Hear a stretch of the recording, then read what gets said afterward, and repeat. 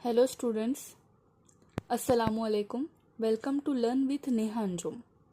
आज फिर आपके लिए एक बहुत ही इम्पॉर्टेंट टॉपिक लेकर आई हूँ जिसका नाम है रेस्पिरेशन। स्टूडेंट्स, जिस तरीके से हमारे मोबाइल को हम चार्ज करते हैं चलाने के लिए, उसी तरीके से हमारी बॉडी को भी एनर्जी की ज़रूरत होती है कोई भी काम करने के लिए। बस ये प्रोसेस इसी तरीके से एकदम सिंपल है। रेस्पिरेशन क्या होता है? ये एक प्रोसेस होता है जिसमें फूड से एनर्जी बनती है बाय यूजिंग ऑक्सीजन। ऑक्सीजन का यूज़ करके एनर्जी बनती है फूड से, ओके, जो कि ग्लूकोज की फॉर्म में हमारी बॉडी में प्रेजेंट होता है। सिंपल ये समझ लो कि जो भी खाना हम खाते हैं वो एनर्जी में कन्वर्ट हो जाता है। इसी को कहते हैं हम रेस्पिरेशन। हम इस वीडियो में देखेंगे कि रेस्पिरेशन क्या होता है, इसके टाइप्स क्या होते हैं और ये किस किस में होता है। देखिए, सब चीज़ें समझने के पहले एक बात बहुत इम्पॉर्टेंट है जो समझ लीजिए कि बहुत से लोगों को एक बहुत बड़ी मिसअंडरस्टैंडिंग होती है, जो कि ये होती है कि वो ब्रीदिंग और रेस्पिरेशन को एक ही समझ लेते हैं। वो यही समझते हैं कि सांस लेने और छोड़ने का प्रोसेस ही रेस्पिरेशन कहलाता है, जबकि नहीं, सांस लेने और छोड़ने का प्रोसेस ब्रीदिंग कहलाता है।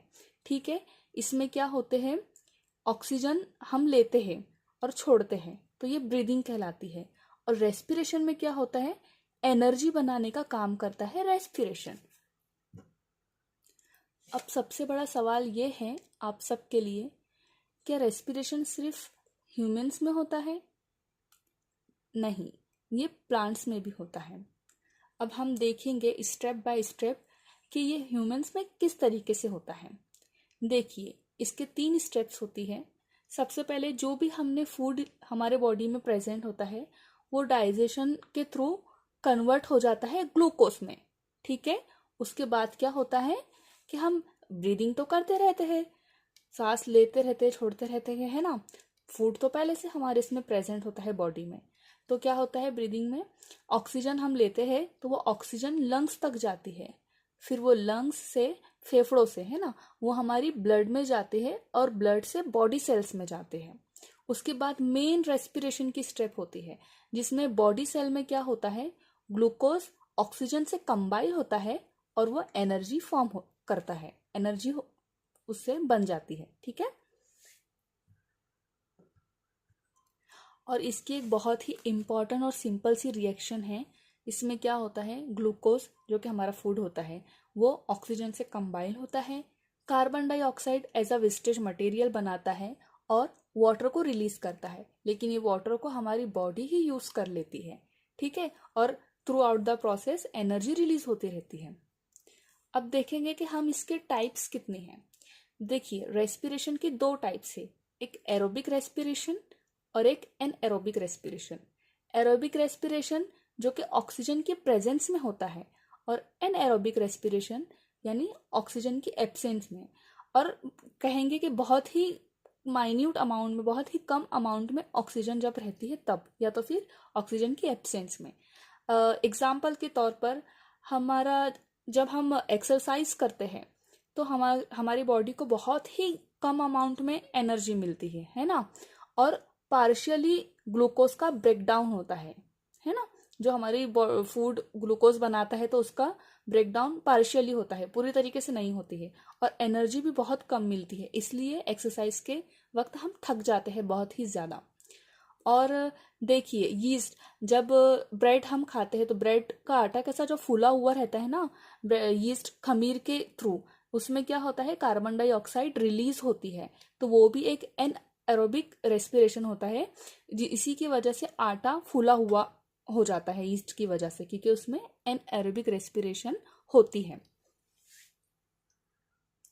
अब देखिए, ये रेस्पिरेशन ह्यूमन बींग्स में और प्लांट्स दोनों में होते हैं। देखो, प्लांट में क्या होता है, फोटोसिंथेसिस से फूड बनता है सबसे पहले, है ना। फोटोसिंथेसिस का प्रोसेस ही हमने देखा है मेरी पिछली वीडियो में, आप जाकर देख सकते हैं, बहुत ही अच्छी तरीके से उसमें समझाया गया है ये आपका फोटोसिंथेसिस का प्रोसेस। तो सबसे पहले प्लांट्स में फोटोसिंथेसिस से फूड बनता है, क्योंकि प्लांट्स अपना फूड खुद बनाते हैं। जो कि फोटोसिंथेसिस कहलाता है। उसमें सबसे पहले फूड बनता है फोटोसिंथेसिस से, उसके बाद रेस्पिरेशन से एनर्जी बनती है। ह्यूमन बींग्स में क्या होता है, हम बाहर से फूड लेते हैं, हम खुद बनाते हैं क्या? नहीं, हम बाहर से लेते हैं। तो फूड बाहर से लेते हैं और बाद में रेस्पिरेशन से एनर्जी बनती है। तो यही दो मेन डिफरेंस है इसमें का, ये याद रख लेना है। रेस्पिरेशन से एनर्जी तो दोनों में बनेगी, लेकिन इसमें फूड खुद बनाते हैं प्लांट और हम बाहर से लेते हैं, हम हमारा फूड खुद नहीं बनाते। हमने देखा कि रेस्पिरेशन का मेन प्रोसेस क्या होता है, फूड से एनर्जी बनाना, ठीक है। और ये प्लांट ह्यूमन दोनों में होता है। और इसकी दो टाइप्स देखी, एनएरोबिक रेस्पिरेशन और एरोबिक रेस्पिरेशन।